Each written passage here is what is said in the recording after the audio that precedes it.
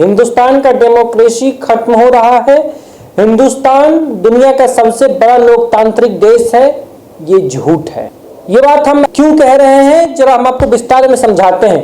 अभी से कुछ देर पहले कांग्रेस नेता राहुल गांधी, सोनिया गांधी और कांग्रेस के राष्ट्रीय अध्यक्ष मल्लिकार्जुन खड़गे के द्वारा प्रेस वार्ता किया गया, जिसमें कहा गया कि कांग्रेस के पास चुनाव लड़ने के लिए ना ही पैसे हैं, हमारे पास अपने नेताओं को एक जगह से दूसरी जगह भेजने तक के पैसे नहीं है। और उन्होंने कहा कि आप जरा सोचिए और कल्पना करके बताइए कि जब किसी व्यक्ति के खाते को या फिर उसके अन्य अकाउंट को बंद कर दिया जाता है तब उस पर क्या बीतता होगा, वो व्यक्ति भूखा मर जाएगा। यही हाल, यही बात कांग्रेस नेताओं के द्वारा कहा जा रहा है कि कांग्रेस पार्टी के तमाम खाते, तमाम अकाउंट को सीज कर दिया गया है, हमारे पास चुनाव लड़ने तक के पैसे नहीं है, कांग्रेस पार्टी चुनाव में प्रचार करने तक के लिए हमारे पास पैसे नहीं है, हम कहां से चुनाव लड़ें, हम कहां से पैसे करें, हम कहां से क्या कुछ करें। जिसके बाद राजनीति तेज हो गई। राहुल गांधी ने हिंदुस्तान के लोकतंत्र पे सवाल उठाया, डेमोक्रेसी पे बात की। उन्होंने कहा हिंदुस्तान का लोकतंत्र खत्म हो चुका है। जिसके बाद बीजेपी नेता के द्वारा भी पलटवार किया गया। भारतीय जनता पार्टी के नेताओं का कहना है कि अगर राहुल गांधी कह रहे हैं कि हिंदुस्तान में डेमोक्रेसी, हिंदुस्तान में लोकतंत्र खत्म हो गया है, तो राहुल गांधी ये बात बोल रहे हैं, राहुल गांधी का ये बात टीवी पे चल भी रहा है, राहुल गांधी की ये बात हिंदुस्तान की पूरी जनता, पूरी आवाम सुन रही है, तो फिर राहुल गांधी किस बात पे कह रहे कि हिंदुस्तान का लोकतंत्र, हिंदुस्तान का डेमोक्रेसी खत्म हो चुका है। ये कहना कहीं ना कहीं राहुल गांधी को भारी पड़ गया, क्योंकि राहुल गांधी आए दिन तमाम जगहों पे विदेशी दौरे पे जब जाते हैं तो वहां पे भी इस बात को कहते हैं कि हिंदुस्तान में अब लोकतंत्र नहीं बचा, हिंदुस्तान का लोकतंत्र खत्म हो रहा है। और तमाम तरीके के सवाल इलेक्शन कमीशन पे भी उन्होंने उठाया, उन्होंने जो देश की न्यायिक प्रक्रिया पे भी उन्होंने सवाल किया, तमाम तरीके के सवाल किए। उन्होंने कहा कि जब कांग्रेस पार्टी के जब अकाउंट सीज किए जा रहे हैं, अकाउंट सीज कर दिए गए हैं कि कांग्रेस पार्टी 20% हिंदुस्तान के 20% लोगों का नेतृत्व करती है, उसके बावजूद हमारा अकाउंट बंद कर दिया गया।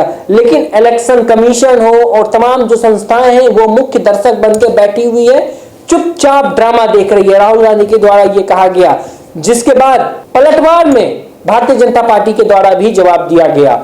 उन्होंने कहा कि जब ये आपका जो कहने का मतलब है हमारा अकाउंट सीज कर दिया गया, हमारा डाटा, हमारे पास पैसे नहीं है, तो आपने अदालत का भी दरवाजा खटखटाया। अभी से कुछ दिन पहले आपको याद होगा राहुल गांधी के तो कांग्रेस पार्टी के द्वारा पूरे मैटर को लेके हाईकोर्ट, दिल्ली हाईकोर्ट में भी गया गया है। और कुछ देर बाद, अभी से कुछ दिन बाद यानी मार्च में सुप्रीम कोर्ट में भी इस पूरे मामले को लेकर सुनवाई होने वाली है। तो फिर राहुल गांधी का यह कहना कि तमाम संस्थाएं हो, तमाम अदालतें हो, तमाम मीडिया संस्थाएं हो, हर कोई मूक दर्शक बनकर सिर्फ ड्रामा देख रहा है, ये कहीं ना कहीं गलत बात है। एक बात और राहुल गांधी ने कहा, राहुल गांधी के द्वारा कहा गया कि पार्टी को इनकम टैक्स देने की आवश्यकता नहीं होती है।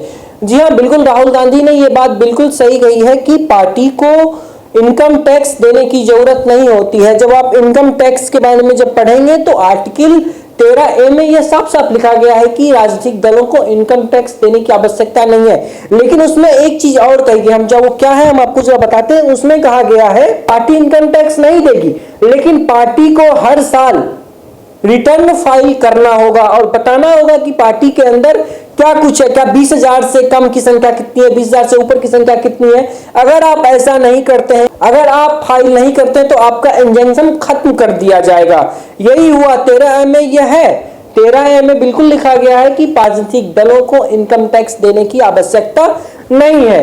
अब बात आती है कि इनकम टैक्स देने का प्रावधान नहीं है। इनकम टैक्स में यह भी लिखा गया है कि अगर आपके पास ड्यू है और आपने ड्यू नहीं दिया तो रिकवरी के लिए आपका बैंक अकाउंट फ्रीज किया जाएगा। जो राहुल गांधी के द्वारा कहा जा रहा है कि कांग्रेस अकाउंट का बैंक फ्रीज कर दिया गया इनकम टैक्स के द्वारा, तो इनकम टैक्स के प्रावधान में, इनकम टैक्स जो आप पढ़ेंगे उसकी रूल रेगुलेशन, उसमें साफ तौर पे लिखा गया है अगर आप इनकम टैक्स ड्यू है, अगर आपने इनकम टैक्स नहीं दिया है तो आपके रिकवरी के लिए आपके बैंक अकाउंट को सीज किया जा सकता है। जिसके बाद एक बात और राहुल गांधी के द्वारा कहा गया, उन्होंने कहा कि 210 करोड़ रुपया जब्त कर लिया गया, जबकि 14,50,000 रुपए की जुर्माना लगाना था। और उन्होंने कहा यह लोकतंत्र का अपमान है, यह लड़ाई हमारी नहीं आप सबकी लड़ाई है। इतना ही नहीं, तमाम तरीके के सवाल किए गए, भारत के लोकतंत्र पे भी सवाल उठाए गए। ये मल्लिकार्जुन खड़गे के द्वारा भी कहा गया, सोनिया गांधी के द्वारा भी ये तमाम आरोप लगाएगी कि हमारे पास पैसे नहीं है, अब हम चुनाव कैसे लड़ेंगे।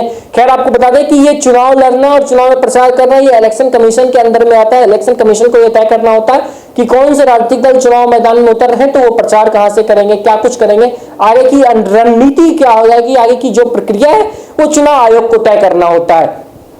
इसके बाद भारतीय जनता पार्टी के द्वारा आरोप लगाया गया कि राहुल गांधी को अपने हार का डर सता रहा है, इसलिए अब वो इस तरीके के अकाउंट फ्रीज होने के नाम पे एक ड्रामा कर रहे हैं, वो जनता को गुमराह कर रहे हैं, ऐसा कुछ नहीं है। और उन्होंने ये भी कहा, अभी से कुछ देर पहले रविशंकर प्रसाद के द्वारा प्रेस वार्ता किया गया, प्रेस वार्ता में कहा गया कि राहुल गांधी इस देश की जनता को गुमराह कर रहे हैं। राहुल गांधी हमेशा कहते हैं कि भारत का लोकतंत्र खत्म हो गया।